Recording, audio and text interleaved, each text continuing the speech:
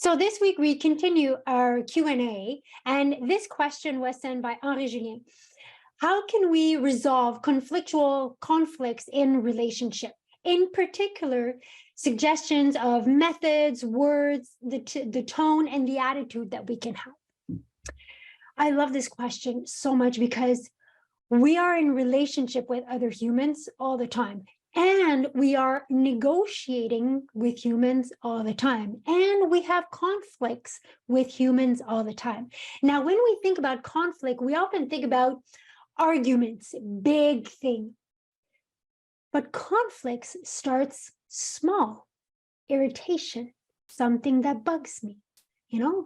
Relationships, when they start going sideways, it doesn't go from here to here. It goes from here to here to here, and they accumulate.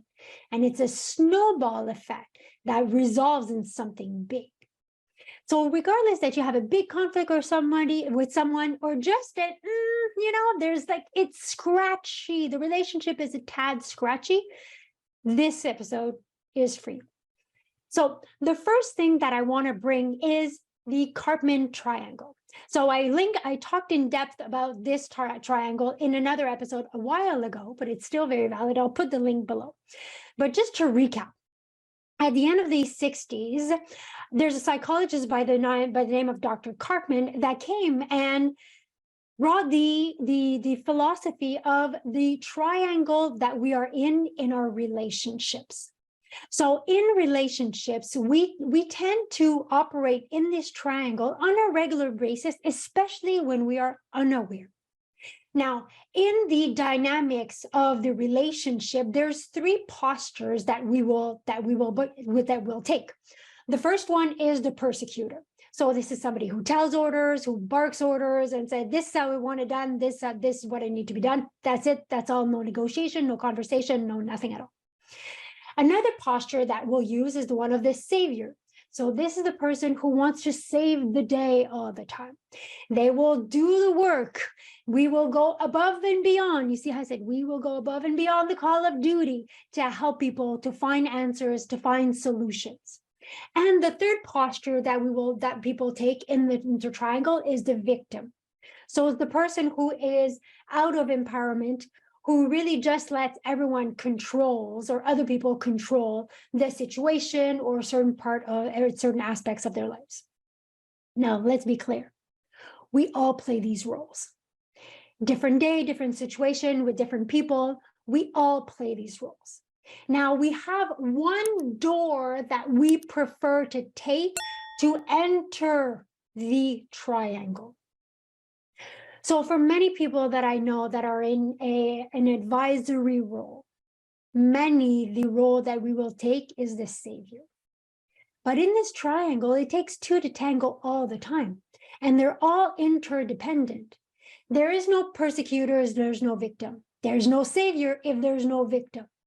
And we move into these roles at all time. So the savior, when he's tired of saving, can become the persecutor. I've told you 10 times, and then we lose our stuff. The victim, when they're tired of being victim, they can also become the persecutor. Okay, it's enough. You told me 10 times. So we all dance in this, right? And it's a game that we play with two. It's like it takes two to tango. Well, it takes two to play in the triangle here. Now, I'll link in the video so you can see the whole this is the first level, how we can go to the second level. But the first thing that I want to bring into our conversation today is taking the time to become aware. Am I currently in this situation with this person in the triangle? If I am, where am I sitting right now? Awareness is the first key for absolutely everything in human dynamics. Where am I? Where is the other person? But the thing is that we don't take the time to bring that awareness. So to have time, to have head space, I need to have time space.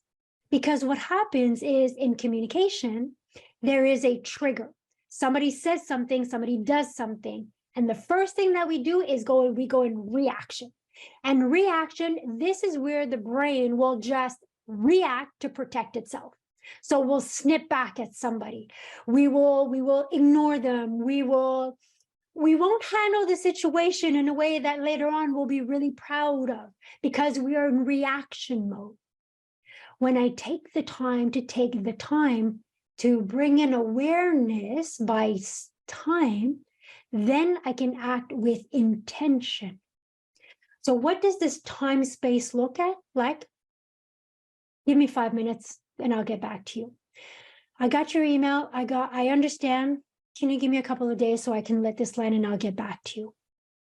Let's give ourselves some time, because this is where we access our wisdom. In reaction mode, where we live way too often, then we just survive. That's it. And we are in our protection mechanism. So can I give myself time so I can get that headspace and leave my hamster and my mental and come back and be grounded? So right at the get-go, if I'm on a conversation and even I just take a breath and I ask myself, am I playing in here right now? Am I playing the savior and the person's playing the victim? Am I about to save them? Because what happens when we play the savior, every time I save someone, it's like giving them a shovel so they can dig themselves deeper, because I take away from their power. So what I want to do is get out of that savior mode. There's a difference between saving and helping. So the savior will find solution. The second level of this is the coach. The coach will actually ask question. What do you think? How do you think we can handle this? To bring empowerment back to this person. So just by taking a breath and just, whoa, are we playing in the circle, in the triangle right now? Like I'll have clients calling me and say, the client called me and like they were freaking out and they were really upset about something, and then they were really angry about it. And then I'm like, okay, did we see that the invitation to go and play in the triangle was this big? They came in here and they're expecting you to save them. Or they came in here and they were looking for a victim to persecute. Did we see it? And the thing is, when we step back, we are able to see it. So the invitation here is step back, give yourself space. Ask yourself, am I in a triangle? Are we playing in there? Where am I? Where's the other person? The second point I want to bring again for the triangle is an argument is often two people who are arguing to take the victim role. Oh, you think you're busy? Well, I have this to do. Oh, and you think you've got it back. And then there's this like one-upmanship all the time, because there's only one place to be, there's only one seat to be the victim, and we both want to be the victim. So it's really funny how, if you think back right now of some of the conversations you've had in the past and ask yourself, were we both fighting to be the victim? And when you do realize that, you're like, oh my gosh, that's exactly what we did. So self-awareness, again, is the key. There's a gazillion courses and books and whatnot on communication, on empathy, on leadership. The truth is, at our purest forms as humans, we already have those capabilities. We already have those skills within us.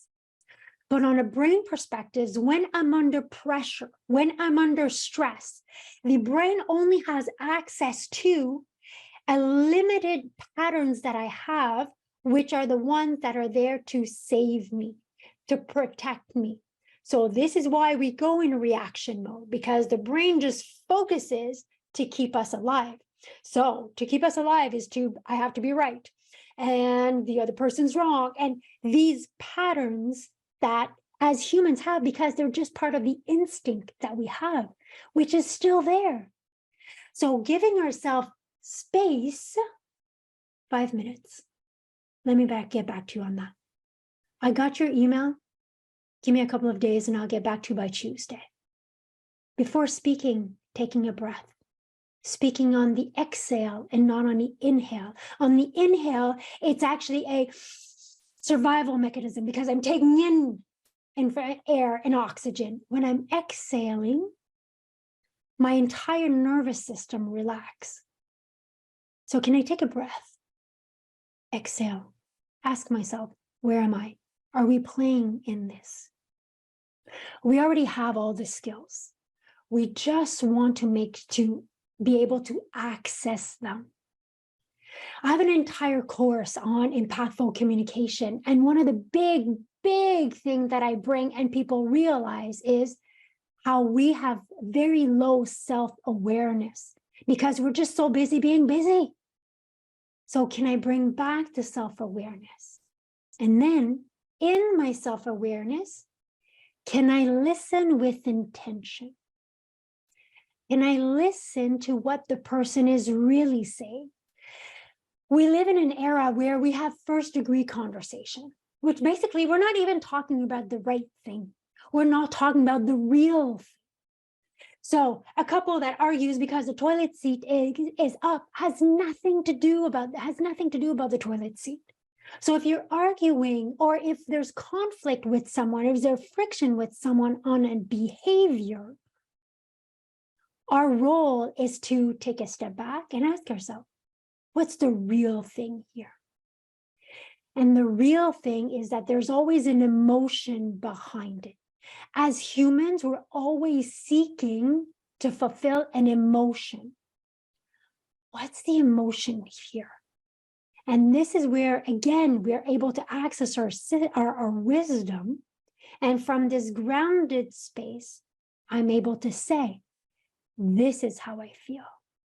I'm able to wonder, is the person mad or is the person sad? We often get those two confused because mad is often sadness just being reflected in a protective mode. So then I can ask, are you sad? Is there this emotion? What's really going on here? What's the root of this? I love asking, what's really going on? So we can leave all the behavior things and everything and really go at the root of the conversation. And this is the biggest role of a leader, is to be able to bypass the first level of conversation to go in the second level of conversation and talk about the real thing. What's really going on? This is how I'm feeling. Could it be that? Then we probe, we ask, and we hold that power. So by being grounded, people will feel safe. When we are in our head, people don't feel safe because a head-to-head conversation is just a mental to mental, nervous system jacked up to nervous system jacked up. But when we, as a leader, ground ourselves, step away from the trigger, bring awareness, let it be, where am I in the triangle, or how am I really feeling?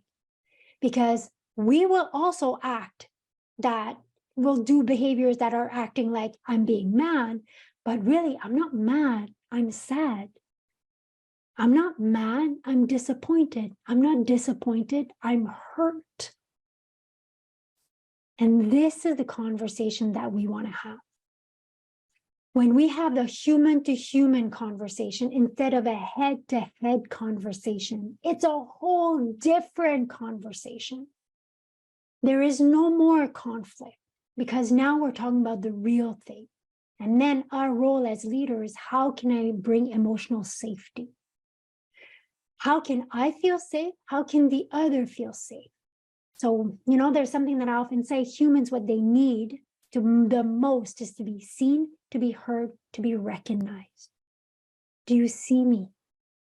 Do you hear me?